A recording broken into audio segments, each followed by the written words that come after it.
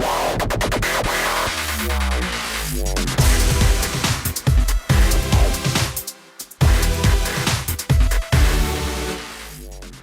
everybody, it's Tuesday, March 31st, 2026. Welcome to the NFL Fantasy Football Podcast, where we are thinking about the future. It's me and your man, MG Marcas Grant, joined by Michael F. Florio and LaQuan Jones. Happy end of March. It's wild. It is the end of March, guys. Like, this is kind of come quick, you know? For real. 3 weeks or so away from the draft. Baseball's underway. Final Four is set. Like, yeah, we blinked and it was like the Super Bowl and everything just blew by. Just blew by. Yeah. So much going on in sports right now. Obviously, we're talking a lot of football. We're still talking draft-related things today. But it's you mentioned the Final Four in baseball because, I only have so much bandwidth to devote to like watching sports. And so college basketball has kind of fallen off my radar. But the first weekend of the tournament, I was like, I'm locked in. Like, I don't really know these teams, but I just love the spectacle of it. And I'm locked in. It was great. And then baseball started. And I literally forgot that the Sweet 16 was happening. Same. I watched St. John's and that was it. Baseball. I know sports don't care. We're talking about we work for a league that has taken over all holidays. Everything. But I do miss when like the sports calendar made sense, right? Like baseball waited until after March Madness to start. And like it just felt right, you know? Yeah, leagues used to be polite about stuff. Now everybody's trying to grind their feet on everybody else's couch. And it's just, I gotta say, as the soccer fan here, as the wrestling fan here, I feel like there's something on every single day. Like, honestly, well, wrestling like, is always on. Yeah. Exactly. So, like, I'm trying to cram all this stuff in. I was able to catch the UConn and Duke game, which was actually, amazing to see the last shot. It was wild. And great. That was just like, okay, yeah, I might be locked into college basketball. I don't know. We're still trying to figure out what else I can cram up here. Yeah, that was wild. I was actually out to dinner with some friends, and the whole restaurant went berserk when they hit that shot. When UConn hit the shot there. I won't lie. The Knicks were playing the Thunder. I had no idea that happened until like halftime of the Knicks game, and then I was like, "Oh my god!" But like, I had absolutely no. The Mets and the Knicks right now are on. The Mets are daily. The Knicks are semi-daily. Like it's there's only so much, like LQ said, that you could fit up there. Only so much time I have because I would still, at the end of the day, like to have a family. So, I got to pick and choose what I watch. What, of course, we will all be watching is the NFL draft coming up in several weeks. We have been watching some of the prospects. There you go. Florio's got his notepad there. LQ's got his notepad. I can hold up a notepad. There's no notes on it, but I can just hold it here if you want to, just whatever. says NFL the two names you saw. The two names you saw were Jordyn Tyson and Denzel Boston. Sure. But we talked about kind of our wish list of places we'd like to see some of these guys go. Figured we should talk about where some of the draft experts have these guys mocked to, and whether or not we like the fit, what it could mean, so on and so forth. So Charles Davis just put out his mock draft 3.0, the first round. There are 8 names of offensive skill position players on it, so it's worth sort of just kicking it around, taking what Charles thinks, seeing how we like the fits or don't like the fits for those respective guys. But first, a little bit of news to get into, and I'm going to ask you this one, LaQuan, for 2 reasons. First, the headline. Niners GM John Lynch says he's hopeful George Kittle can return for week 1. Well, I'm asking you this one because I know it annoys you to have to talk about the 49ers. Why are we kicking off the show with whiners, bro? Well, what are we doing? Because also you are the tight end whisperer on this show. Like that is your deal. So I'm asking you, with George Kittle coming off an Achilles injury that he suffered late in the season, if it is true that he can come back for week 1, are you willing to take the risk of drafting him as a top 5 tight end? Because presumably, when you look at all of the tight ends out there, George Kittle's still probably going to be drafted as a top 5 tight end. Are you willing to take that risk?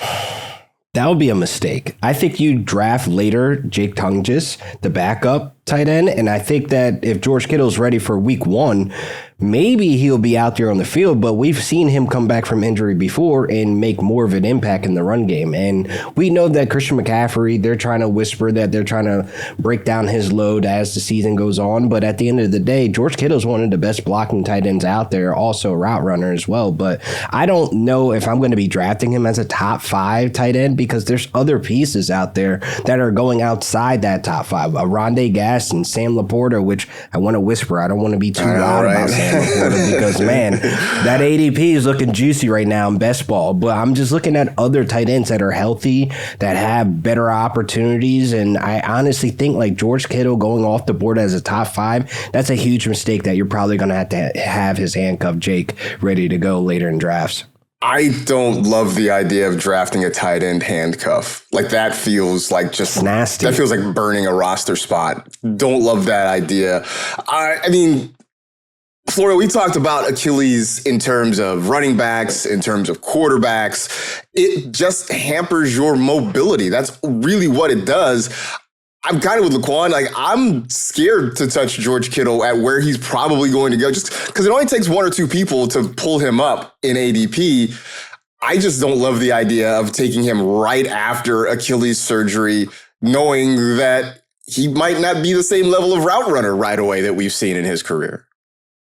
Yeah, top 5 is crazy to me. I don't think I would even take him top 10. Like, I want no part of this because he's going, not only, yes, is it Achilles? I think we're putting the cart before the horse when we're saying stuff like it's much more successful surgery than it used to be. It's easier to come back than it used to be. Is it? I know it's maybe not the kiss of death that it was 10 years ago, but there's still very few success stories. I know Kevin Durant is one. Like Jason Tatum is back now in the NBA, but he hasn't looked himself. And the thing is, Kittle is going to be 33 years old this year. So it's not like he's a spring chicken. He has a lot of wear and tear and injury concern already on his tires, but also like he got hurt later in the season. So I think week 1 feels like a huge question mark for him.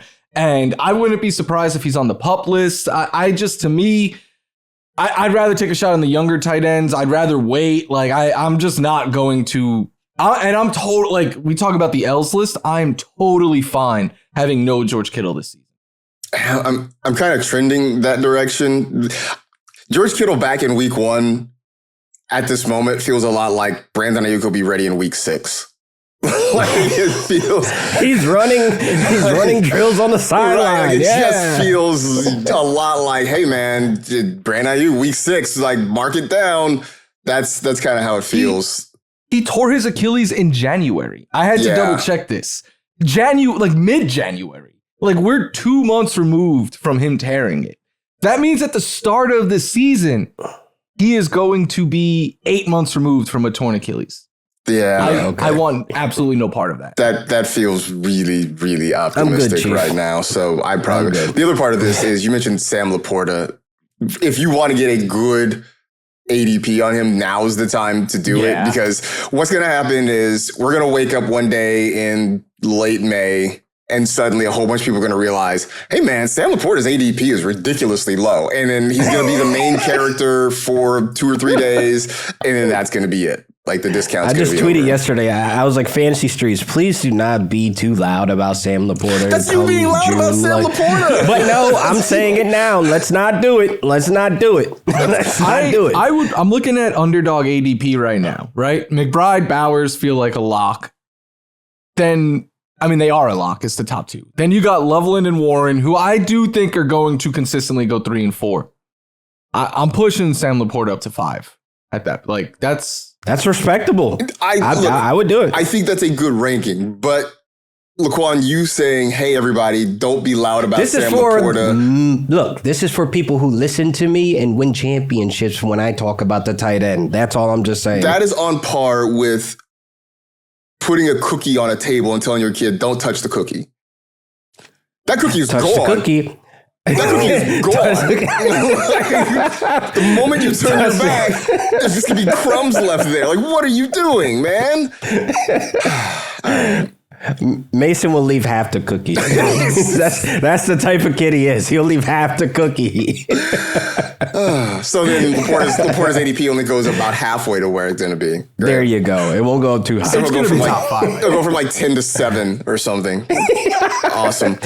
Patrick Mahomes has posted video of himself throwing 3 months after surgery. I will say that because I am not on X as much, I didn't see it. I don't know. You guys can tell me. Were the fantasy streets going nuts? Were there a bunch of people like with like big googly eye emojis? Were there arrows pointing up? Did all that happen with Mahomes in this video? I've avoided it. That's good. Slightly. The thing is because me personally, I have taken L's on the freak athlete tier, and his money is different in terms of recovery. This is cool to see, but this does not move the needle for me whatsoever in fantasy. Like, I still have guys like Dak Prescott, Bo Nix that I would rather take off the board before a Patrick Mahomes. And I know this has been a pod that we've said we can never bet against Mahomes.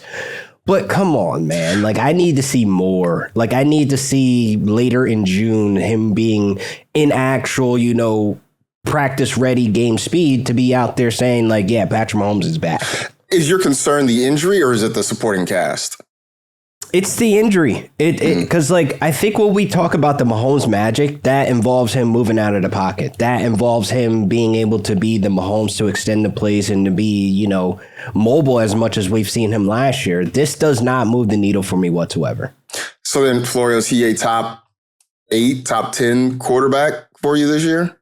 Doing my best Leonardo DiCaprio impression? Absolutely not. And I was the guy last year on this pod, pounding the table for Patrick Mahomes. But what makes Mahomes special, or at least helps elevate him as of late, is his legs. Like last season, he ran for a career high in rushing yards and touchdowns. He was the leading rusher for a good chunk of the season. Yeah, it was weekly until week 8.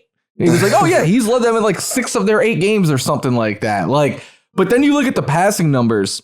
He hasn't thrown for 4,000 yards since 2022. He hasn't thrown 30 touchdown passes in a season since 2022. I know you could point to Eric Bieniemy being back, and maybe that gets the explosives going again. There is still a lot to be desired with this supporting cast here. And on top of that, maybe they add a wide receiver in the draft, but I think having Kenneth Walker is going to mean they can run the ball more than they have in the past. I think Mahomes isn't like LaQuan was saying, I don't expect him to run at all. I've been pretty vocal that I expect him out there to start the year, but I think the Chiefs don't care about the regular season, right? They just care about getting into the playoffs. So I think they are going. I agree. I think the Chiefs need to start worrying about getting into the playoffs. That is true. After last season, that division's starting to get better, man. But the Denver and the Chargers, my God. No, it is. And the question mark with the Raiders. They're still going, in my opinion, to operate as if all they care about is keeping Mahomes healthy to get to the end of the season. Which means, in my head, they're going to tell him to actively stop running. If you feel pressure, do a Peyton Manning. If you feel pressure, drop to the floor. We don't need you taking another hit. And because of that, I think Mahomes is going to be a lot more floor than ceiling. Do you think that's why they made the Justin Fields move? Do you think at some point we'll see Justin Fields hit the field starting a game? I don't think starting if Mahomes is healthy, not on purpose. I will not rule out packages for him though, bringing him in on 3rd and short, stuff like that. And that's going to hurt Mahomes.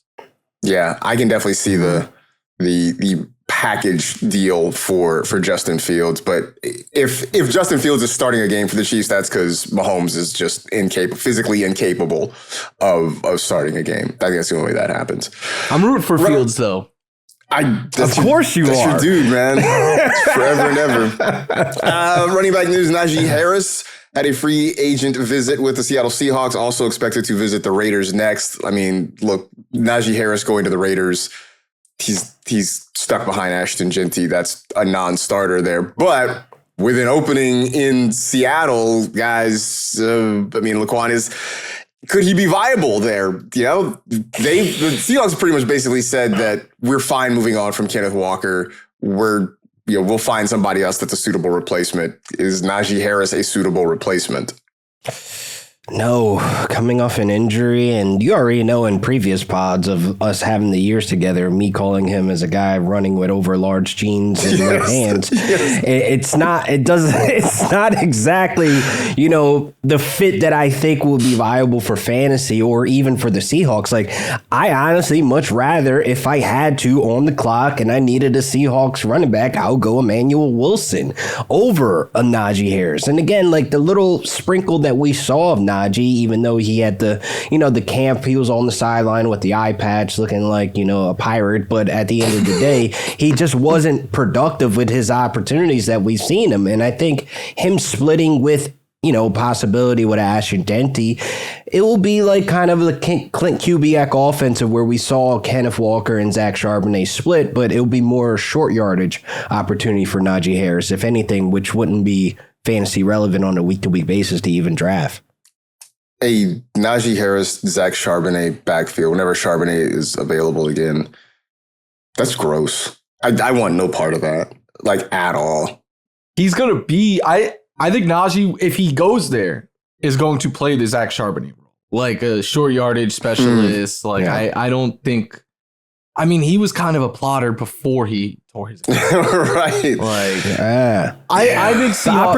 Seahawks are maybe the biggest candidate of anyone to draft a running back in the this month. That's probably fair. That they probably will take not a first round running back, obviously, but I think a day 2, certainly a day 3 running back is probably in the cards for the Seahawks there. I forgot about you saying that Najee Harris runs like he's wearing jeans. I really forgot about that. And maybe we jeans. We need across sports. We need like the all, like, I don't know, call them the all Abercrombie or all street clothes athletes, because you got Najee Harris who runs in jeans. You have Draymond Green who shoots like he's wearing a backpack. Like, we need to just come up with all these athletes across sports who play their sport like they're just wearing regular clothes or something. That's all. This has nothing to do with what we're talking about, but I just saw it on my timeline. Apparently, Todd Monken missed the head coach photo because he was getting a haircut for the head coach photo. Womp womp. I think McVay was doing interviews. Everybody was worried about where McVay was, but he was probably doing interviews and stuff. You don't think he was getting his haircut? Nah. He wakes up and that thing is in the air, man. He's good. Oh man, now I'm looking up Todd Monken's haircut. Does he have hair? He's got hair. I don't know that it's. Look, if Todd, I don't know, just the pictures I'm seeing. If Todd Monken hadn't gotten a haircut, I don't know that you'd be able to tell the difference. I'm just saying. You think he's a super cuts guy? He has a nice set of hair. Oh, probably. Yes, absolutely. 100%. Yes. 100%. So Charles Davis has done his third version of his mock draft. Of course, you can find all of these at NFL.com. Just go to NFL.com/mock draft. Simple enough. You can find all the different ones that have been done by our various analysts. You got Mike Bann, Lance Zierlein, Charles Davis, Bucky Brooks, Chad Reuter, Daniel Jeremiah. There's no shortage of mock drafts up on the sites. You can go check them out. I picked Charles Davis's because it was the most recent. So no surprise, guys. Number 1, Fernando Mendoza going to the Raiders. I know, shocking. Again, I'm waiting for somebody to do a hot take. Right? Like a trade happens. Give us something to talk about. You know, if we had rookie free agency, we could talk about, hey man, Fernando Mendoza might be a good fit in Arizona. Like, hey, why don't we explore that? But no, we're never gonna let this go. We're not allowed to have fun. So we're gonna just talk about Fernando Mendoza going to the Raiders forever and ever and ever. I don't know. Florio, I think you and I have talked about this. I don't know if we've talked about this, LaQuan. Where is your excitement level for Mendoza? Like your expectations for him, not just this year, but maybe just across his career too.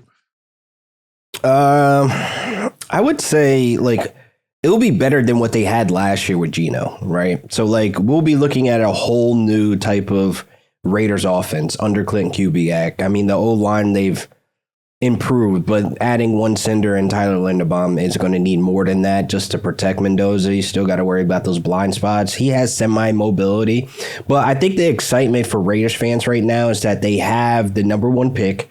They're spending it on the quarterback. My expectations for him year one, probably similar to Bryce, being that O-line is still kind of lacking. I think trajectory, it could be exactly where Bryce is in year 2 and 3. I think that the Raiders are on the up and coming if they keep adding these pieces, because you have two dynamic players in Brock Bowers and Ashton Genty. There's no way you can do worse than what you did last year with these two players on your squad. So again, I got a feeling like they'll make some noise in year 2 and year 3 if they continue all building this O-line and everything else just blossoms to be what it is. The defense is sneaky good as well. That secondary was like scrappy last year, and you get Max back as well, causing chaos in the trenches. I do think that the Raiders, they could be one of those feisty, scrappy teams like how I was talking about the Saints last year.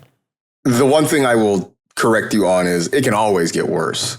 Yeah, like I mean, you're just like, it couldn't be worse than last year. I mean, ideally, no, but it can always be worse. So just keep that. I hope not. I hope not. Let's say that. I hope not. All right, that's enough for Mendoza talk. Like, it's just there's no drama in it. It's not fun to talk about because it's just, it is what it is. At number 3, though, Florio, Charles Davis goes with Ty Simpson to the Arizona Cardinals, which puts our man Jacoby Brissett at least in a competition, maybe on the bench.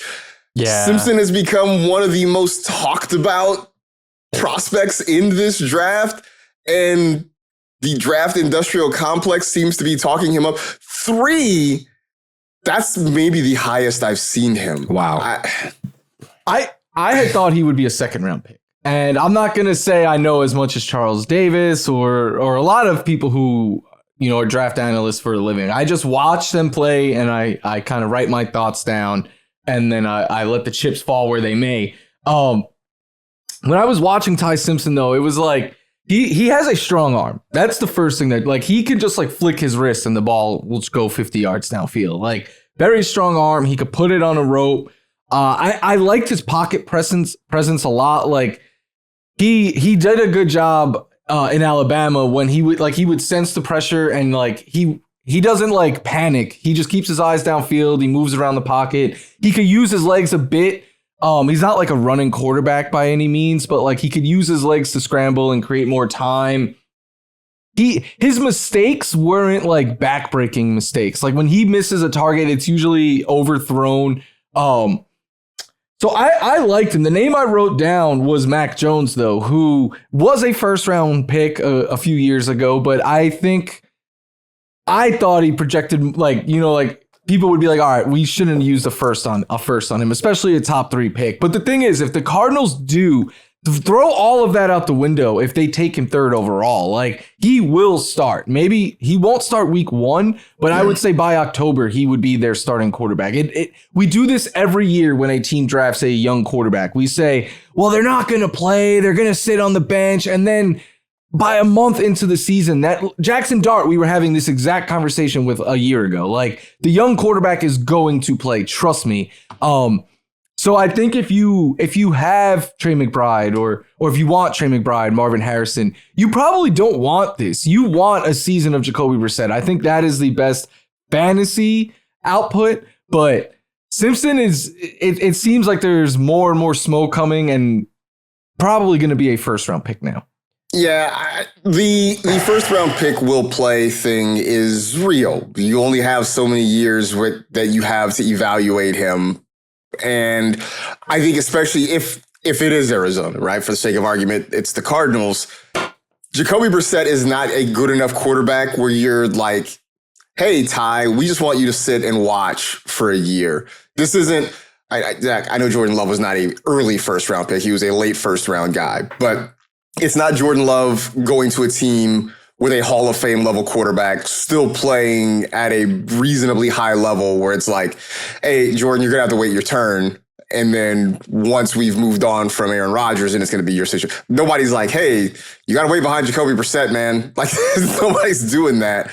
But I'll take this in a different direction, please do, Marcus. Please. Because I think if they do take him at 3rd, that there's no reason to rush him in, because when we look at the Jackson Dart situation, Brian Daboll is in the hot seat. I want to go take you back in time, back to my St. Louis Rams when Jeff Fisher was on the hot seat, when he finally put Jared Goff in probably one of the worst games, him starting in the rain against the Dolphins, and then exit left. Jeff Fisher is gone. But again, I look at this situation a little bit different. Why not spend a year with Jacoby Brissett and Gardner Minshew there also that they signed?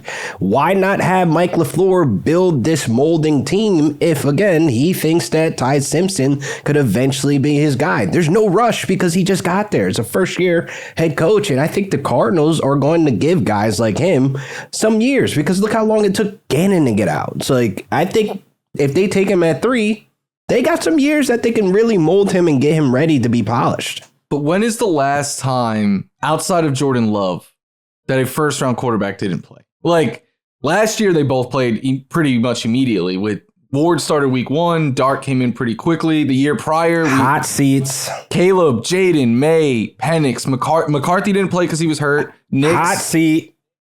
You go the year prior, naming it's Bryce quarterbacks. Stroud, Anthony Richardson. The year prior, it's Kenny Pickett, Trevor Lawrence, Zach Wilson. They all play. And all failed.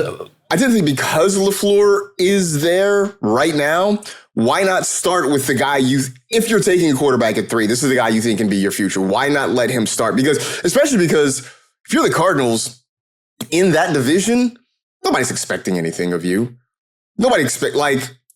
But do we think Ty Simpson has the IQ of Jacoby Brissett? He's employed for a reason for all these teams. And also, we got to put some respect on him. 280 yards per game. Who led the league? Him. I've been Jacoby talking up Brissett for a while now. Like, I rock with Brissett. Like, that is one of my guys. But to what Marcus said, he's been on all of those teams for a reason.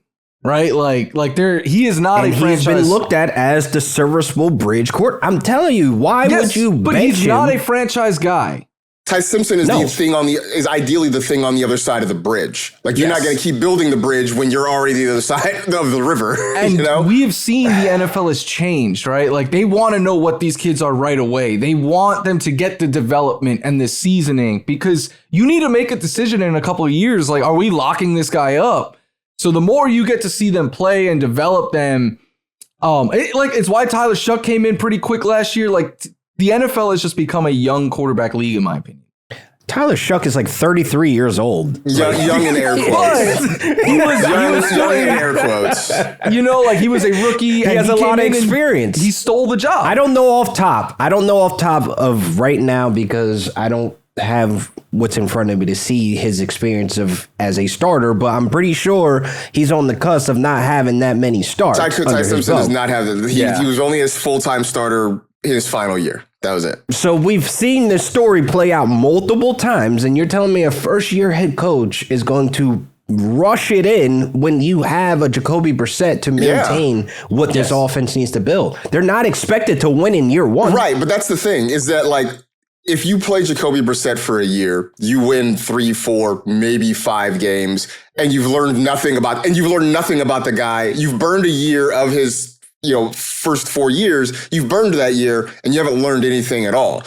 Put him in week 15, 16, 17, 18, whatever. Put him in to get those type of developments for momentum going in the next year. Answer come in. Jacoby Brissett is the fantasy answer because Jacoby Brissett elevates Michael Wilson. Jacoby Brissett elevates Trey McBride. That's what we want. Ty Simpson is the real football. We're trying to build a franchise answer.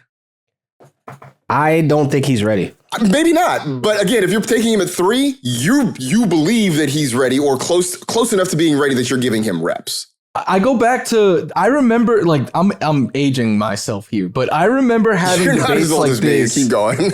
About Mitchell Trubisky when I forgot who the quarterback they signed. They legitimately signed someone. Nick Foles. And Trubisky was starting by October. It's just the way the NFL operates. Nick Foles is pretty bad and didn't like football anymore. Jacoby Brissett, as much as I love football, I think he's a good player. He did all of his work last year when they were down numerous scores. You don't need someone out there putting up numbers and losing efforts. I think if you're the Cardinals, you view it as these snaps are better. Like, Jacoby's going to start week 1. I wouldn't be surprised if he starts all of September. But at some point, pretty soon, I think the Cardinals would be like, we need to see what we have in this kid. Number 5, Jeremiyah Love going to the Giants with the 5th pick, according to Charles Davis. Florio, you are maybe the biggest Cam Scatterboo guy here. This seems no bueno for both Love and Scatterboo if they're both in the same backfield. There's more and more smoke for this, and I hate it because Cam Scatterboo was an art, not like, he was pretty good. Like, he was a top 5 fantasy running back until he got hurt. You can do that when you have no regard for your own body. I saw a post on Twitter this morning. It was from Pokemon. It was like, this is Cam Scatterboo when he sees a defender, and it just said, "Do you want to headbutt this?" But critical damage. Yeah, like Jeremiyah Love would ruin any value for Scatterboo because he is so good at everything, right? Like, there's nothing I could sit here and be like, oh, well, Cam might be better. Like, actually, Cam would be the better short yard guy. That's the only concern I have with Jeremiyah Love, is if he is going to be, kind of how we saw with like Bijan, where the Falcons would get near the goal line and be like, we're bringing in the bigger back with Tyler Algier. That is my only concern with Jeremiyah Love. I think he can do everything else. He is super explosive, fantastic with the ball in his hands, great receiver, all of that. He is going to be a mid to early 2nd round pick in fantasy at the latest, I think. But I would hate this because I love some Cam Scatterboo. I mean, it's one of those things where they're sharing a backfield and it's just going to be really frustrating. On a lesser level, and this is me going back to my Javonte Williams love again, but it was now knowing how much I enjoyed watching him at North Carolina and having him get drafted to Denver when they had Melvin Gordon there already, and just being disappointed. And, Adam Rank tried to talk me out of it, and I kind of perked up a little bit, but it just never was what I wanted it to be. This is sort of how I'm feeling in advance if Jeremiyah Love does go to the Giants, that they've got a guy that they like who can take opportunity, and you got another guy who can be super explosive. And this is not exactly like peanut butter and chocolate mixing. It is for football. Again, for real football, for the Giants, that'd be great.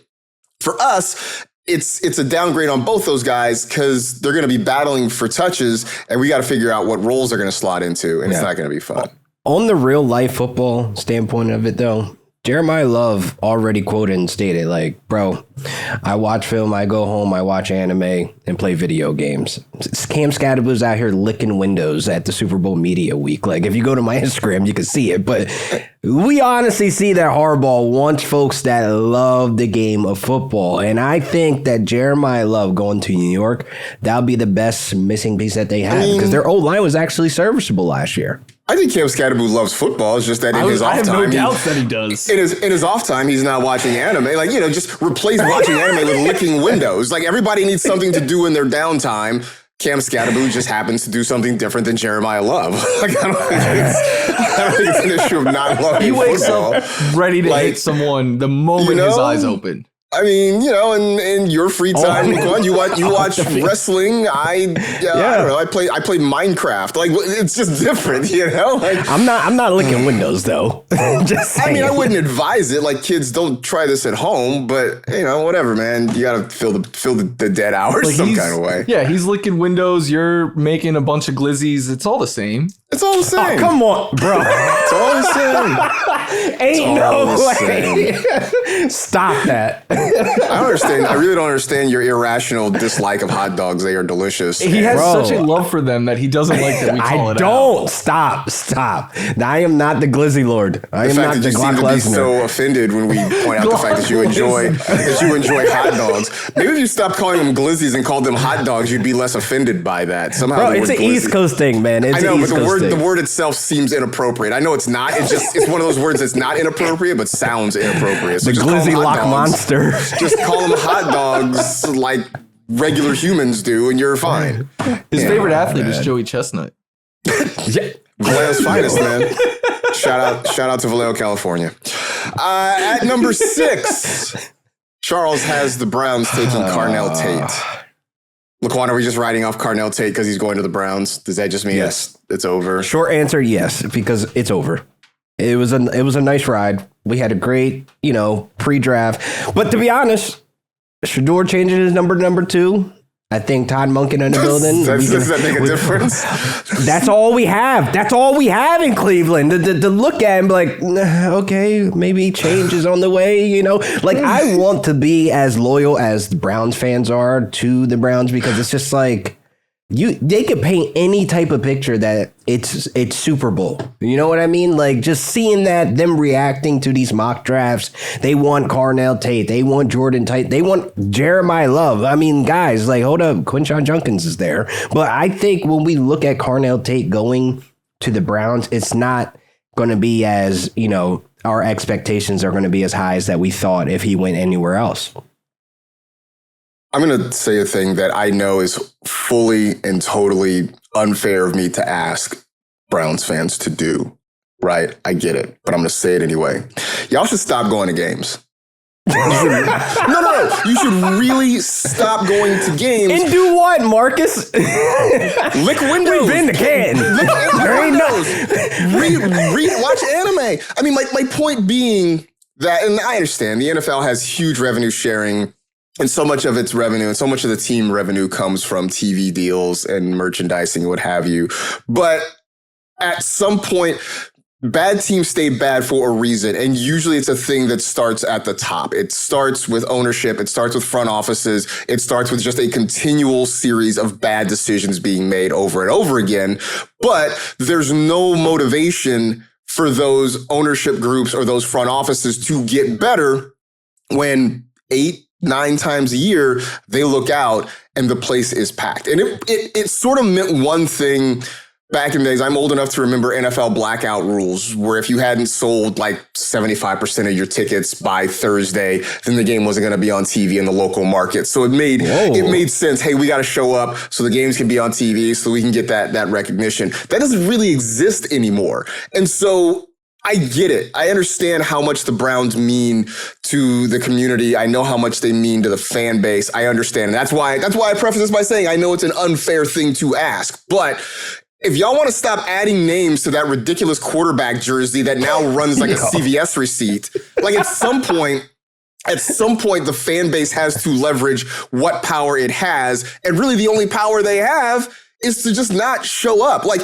I want better for I'm indifferent to the Browns generally. I'm sure I've made my share of Cleveland Browns, factory of sadness jokes or what have you. But I do want better for this fan base that has been awful, because I'm old enough to remember back in the 80s and 90s when the Browns were good, when they were competitive and they were going in deep playoff runs.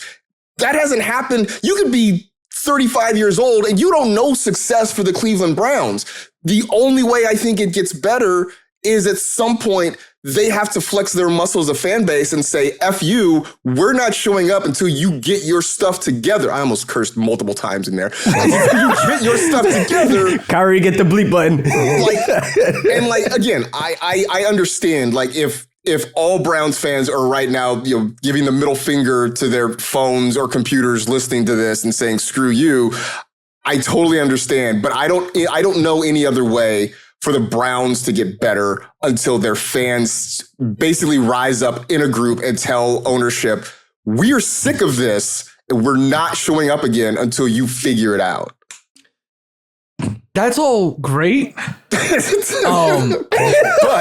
the latest update in Browns world is that they are hopeful that Deshaun Watson could become the Deshaun Watson that they thought he was when they signed him here, right? They're giving him a fresh start. They're saying he has a great chance to be their starter and everything. Like, I want to be the second baseman for the Dodgers. I mean, there's a lot of things out there that we want. It's good to want things. This isn't like Deshaun Watson saying, like, I think I'm the, like, this is the owner of the team saying he is going to have a strong chance to be your week 1 starter. Like, Browns fans and Myles Garrett, y'all should have got out when you had the chance. Had the chance, man. Myles Garrett is even worse because, like, he actually had the chance. Like, if I'm from Cleveland, I live in Cleveland, I work in Cleveland, I'm not just picking up my move. Like, Myles Garrett, you could have left. You could have left. For real. Now you're hanging out sidelines at like Clippers games. Like, you could have just come anywhere. You could have lived in LA if you wanted to. Like, do something else. Anyway. Buffalo. So it's never going to happen now. Sorry about your luck, Carnell Tate. We have, I guess, decided that it's going to be uphill sledding for you if you get drafted. Go ahead and clock out, Chief. Yeah. Go ahead. Tough scene. Going through Charles Davis's mock draft 3.0, which you can find at NFL.com/mock draft. And at the number 8 spot, Charles Davis has the Saints taking Jordyn Tyson. LQ, you love Jordyn Tyson. You and Chris Olave are like BFFs now, apparently. Does this get you excited to see Jordyn Tyson in New Orleans? It does. It adds another weapon to that offense. I think, honestly, with Juwan Johnson, being the second fiddle to Chris Olave, this adds another dynamic to this offense. I think they can attack downfield even more because we saw Chris Olave leave all wide receivers in targets of 20-plus yards. And I think that deep ball is going to get a little bit more accurate with Tyler Shough if you have somebody like Jordyn Tyson that you're able to just dump off intermediate to field. He can hit on all 3 phases, man, just based on his twitchy route running. Like, I know that Florio gave him the comp of Odell Beckham, but I see a lot of that Justin Jefferson DNA in him as well, where he makes those type of big catches downfield. So I think this would be a huge move for the Saints if they go out there and get Jordyn Tyson. And then, look, they're in contract extension talks with Chris Olave. So I think Olave still remains as that wide receiver 1 there. And I still think that I got him right where I got him, in my wide receiver rankings as a top 6 wide receiver this year. I have this feeling, Florio, I'm going to be sneaky heavy on the Saints. And at least at cost, right? I said multiple times that I thought Travis Etienne was one of the best moves of free agency because I think we can say adios to Alvin Kamara. We saw Chris Olave get the glow up. We saw Tyler Shough step up and really make a strong case to be their guy at quarterback. I don't know how long this goes, but he made a case to be the starter for next year without a doubt. LaQuan mentioned Juwan Johnson, who made many appearances in the sleeper column last year. We might really, and if they draft a wide receiver in the top 10, we really might be heavy on the Saints this year. Yeah, especially because they could be one of those teams who's trailing a lot and having to throw the ball, which is what they were down the stretch last year, which is what really helped Olave. Look, I'm in on Olave where his ADP is in the 3rd round. Top 6, I'm completely out on that. Just because I think I don't want to draft him at where I think his ceiling is, but I don't expect him to go there. I won't have him in any drafts with LQ, but in my other leagues in the 3rd round, I'll be all about it. I'm not really doing the Juwan Johnson thing because I've done it before. There's a couple of good weeks. It's all floor. But I'm in on HN. I'm in on, if Jordyn Tyson was to go there, I'm in on him. Tyson is my wide receiver 1 in this class. I think it's close between him and Tate, and they do a lot of similar stuff. They both are like super reliable, big catch radius kind of guys. I just think Tyson has that ability to make a special play that I didn't see as much when I was watching Tate. Tyson did a lot of really special things, and I know ASU receivers haven't always worked out, but he is my 1 in this class, and I would really like him on the Saints because it would allow them versatility, right? Like he could be the X. He could also play inside though at times, and that would allow Olave, who I think is at his best from the slot, to play there a lot more. But you would just be able to move all the pieces around, which I think is always a good thing. Is there a bona fide wide receiver 1 in this class? I mean, it doesn't feel like there's a guy. I know Marvin Harrison hasn't panned out so far the way that we thought he would, but it doesn't seem like there's a guy like that. The guy that is just like, oh yeah, no, this is the number 1 wide receiver, right? There's no Malik Neighbors. There's no Justin Jefferson. It just doesn't, it feels like there's a lot of guys who can be really, really good as a team's number 2. But it just, I don't know if we've found that guy that's just like, this is the one.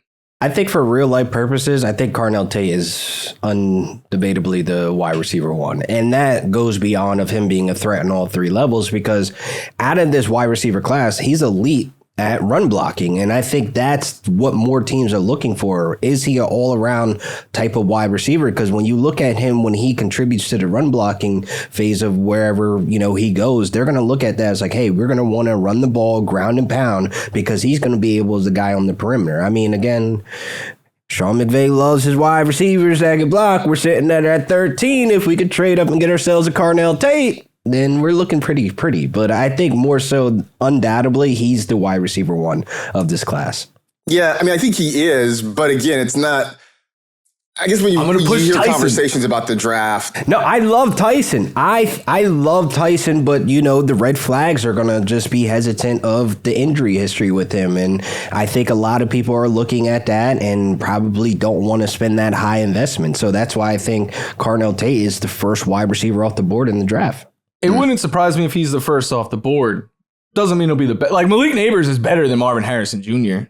And Marvin Harrison was the first one drafted. And you can paint that picture in that parallel as well, where I can agree with you that Marvin Harrison, Carnell Tate, yeah, obviously. And then you were all in on Malik Neighbors as the wide receiver one that year. I will say, I think it's 1A, 1B. Like, I think Tate probably gets drafted first. More people think that he is the one. But to me, I think these two, one of the best receiver from this class, I would be surprised if it's not one of these two.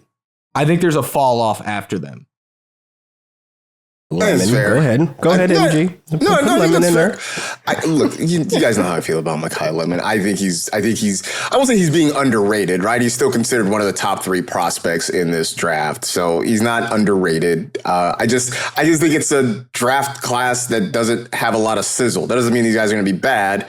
There just isn't a ton of sizzle with him. It's kind of like now we look back on it like JSN, but when that JSN, Zay Flowers, Quentin Johnston, I forget who the fourth receiver, Jordan Addison.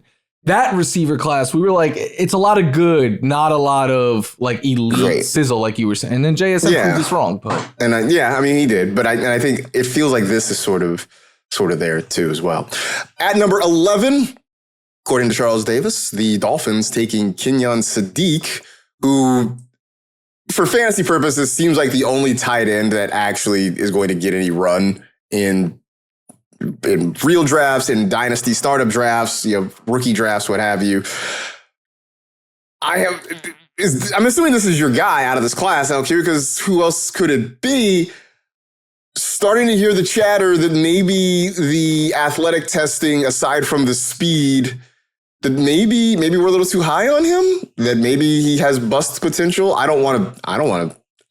take no pleasure in saying this, but that's, as you would say, that's what the fantasy streets are saying right now.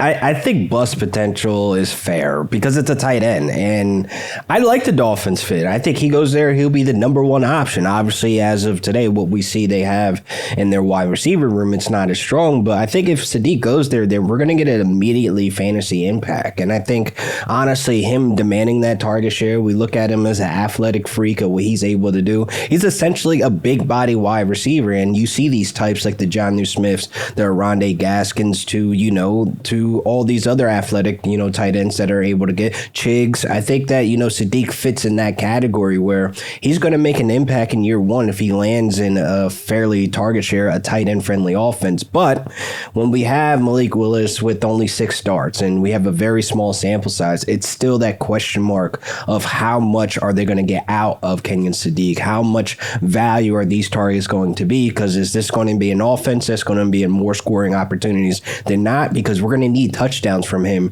to be able to be a weekly starter, I would think. This feels like one of those picks, Mike, that it just doesn't seem like a good, if we're just talking straight up football, it just seems like not a great choice for the Dolphins in the sense of they have so many holes, so many things they need to shore up. He essentially will be replacing Waddle, but it's like, no. Right. But a top 12 pick on a tight end when you have so many other needs right now just feels like they need a wide receiver. Yeah, if they were to take one of Tate or Tyson, I think we feel different about this pick. What I'm guessing this means is that people are, at least Charles Davis, but if the Dolphins were to do this, what this would tell me is they think Sadiq is better than any of the other wide receivers on the board, and he would be the third best pass catcher, right? Because they're desperate. They are. I don't know if I've ever seen and look, I am a Bills fan who desperately needed a wide receiver. I don't know if I've seen a wide receiver room this bad. Like Tutu Atwell, Jalen Tolbert, Malik Washington. Those are your top 3. Stop. Yeah, right there. if you invested in Malik Willis, so you need to give him weapons to give him a chance. So I do think whatever they do at pick 11 is a weapon, a pass catcher. But if those top two receivers are off the board, there might be a world where, like, kind of like Kyle Pitts. I mean, he went ahead of Jamar Chase, which is ridiculous in retrospect. But like, they were like, he's the best weapon on the board, and that's what we're gonna take. I guess I would just, for us, we love the idea of having a pass catcher. If I'm Malik Willis, maybe I'm like, hey, maybe get somebody to block for me, like somebody who can protect me up front. True. Because it's. So you remember when the Bengals had the option of Jamar Chase or Penei Sewell, right? Y'all remember the meme that showed up, right? Where it was like, it was, Joe Burrow, Penei Sewell, anybody. He's like throwing a bomb. It's like anybody else, right? And then the other side was Joe Burrow on his back, Jamar Chase down here, and then like the Bengals offensive line in the middle. Like Kenyon Sadiq seems like a really great option, but if it looks like the Titans offense last year where Cam Ward was like 1-2 run Chuck, it doesn't quite hit the same.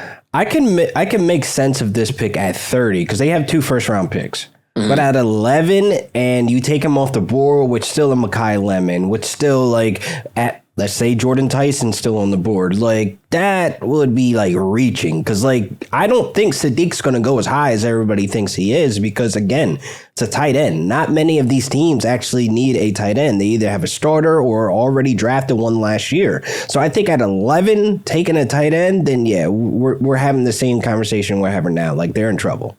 Yeah. It has become more of a trend, though, tight ends in the first round. Like, we had 2 in the top 15 picks last year.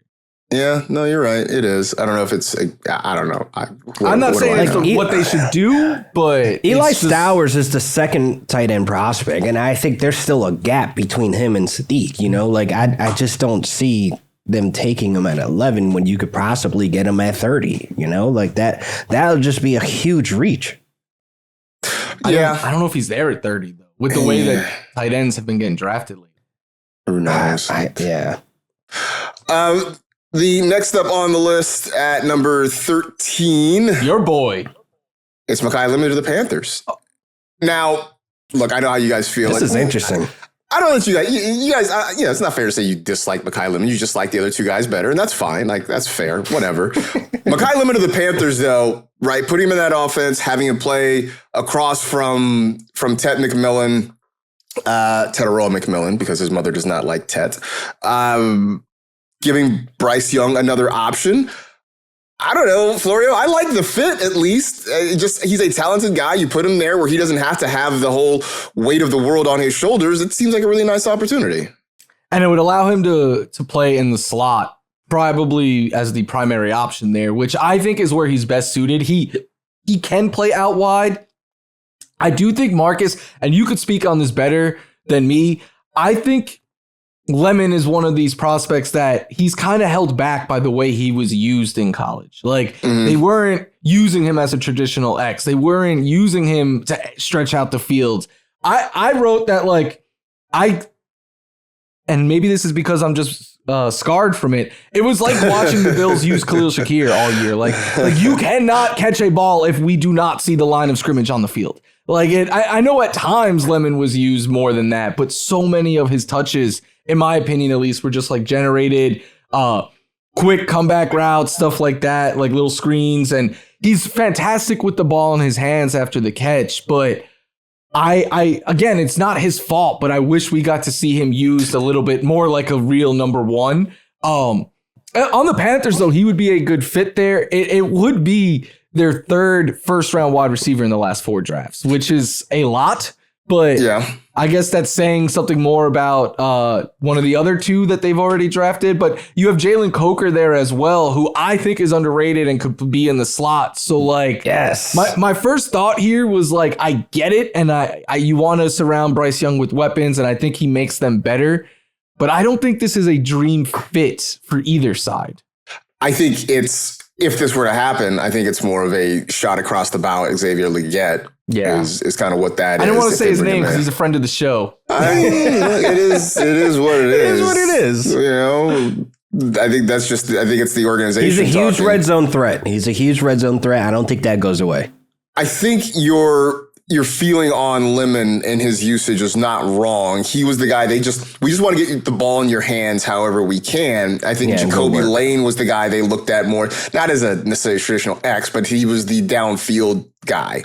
And I think that's where the Amon-Ra comparisons come in, because we're going to keep you near the line of scrimmage because we just want you to use your athleticism. Just let's put the ball in your hands, see if you can make some guys miss, see if you can just get downfield. And so because of that, it always comes back to the thing I say every year about one or two prospects. Just because we didn't see a guy do something doesn't mean that guy can't do something. And so I think we're going to find out about Makai Lemon there. Last one, number 21, the Steelers taking Omar Cooper Jr. I don't know. Maybe it's just something about the Steelers that it's not sexy. Yes, that's what it is. It's just like, maybe this works out, and it's just because the Steelers are just treading water right now.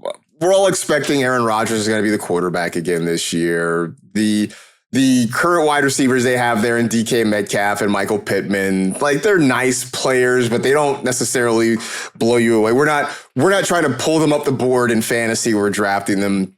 So adding Cooper, it just feels like more of like, yeah, I guess. It's not about Cooper. It's about the landing spot, and nothing about it gets me excited. I think with this deep wide receiver class, there's going to be a lot of this. Like, there's going to be guys that we know that are talented that could probably do it and make a year one impact. But there may be situations like where Cooper ends up with the Steelers and we're going to have to wait. And because when you have a Pittman, when you have a DK Metcalf, there isn't much room for him to actually come in with a valuable target share. So it's like, you love the talent. You hope that he lands somewhere that actually needs wide receivers, where I think he's NFL ready. Like, I think he's a really polished route runner. He gives me like AJ Brown 2.0 vibes of his toughness, his ability after the catch. Like, he's basically a running back in open space, and those type of wide receivers, you want to give them a chance, an opportunity on the field to display this at a full-time basis. So like, him landing in Pittsburgh, it's like a downer,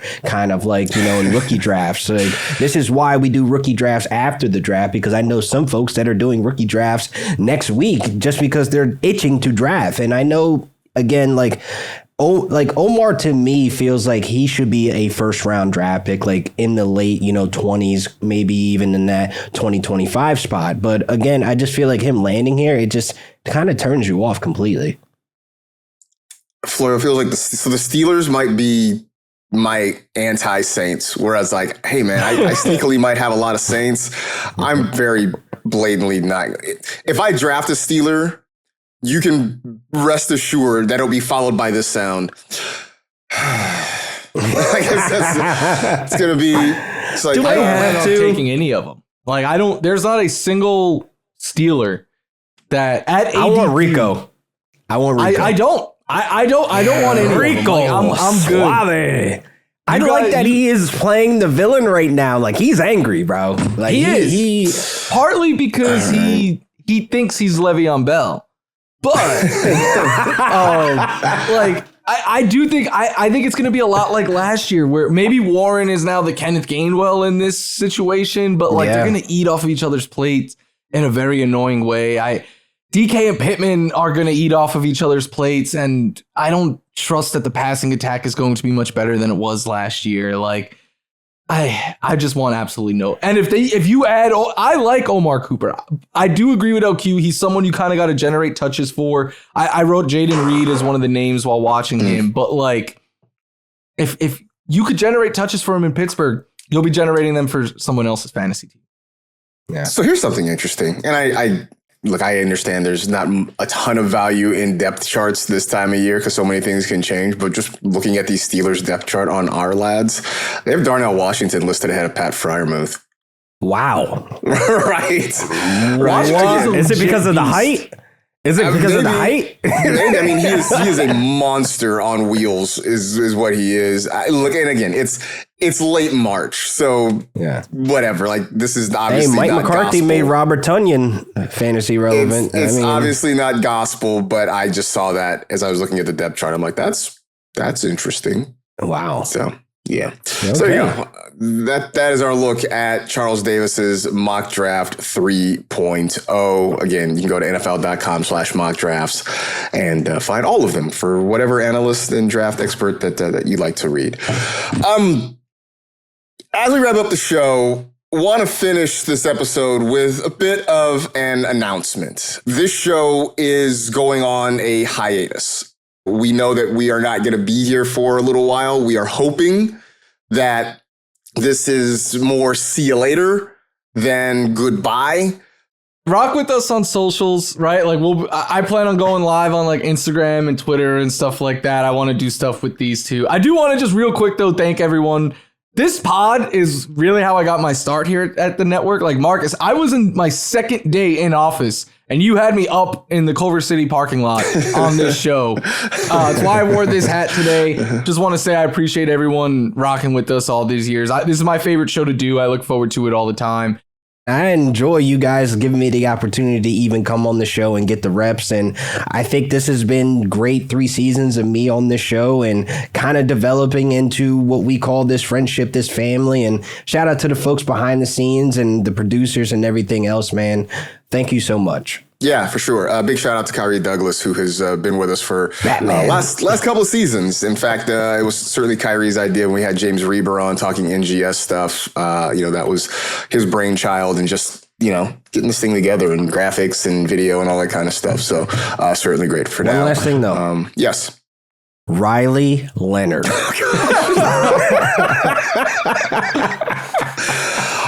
Let's go. And on that note, that'll do it for this edition of the NFL Fantasy Football Podcast. Stay happy, safe, and healthy. Do good and live well. Enjoy the NFL draft, everybody. And hopefully we will see you again soon.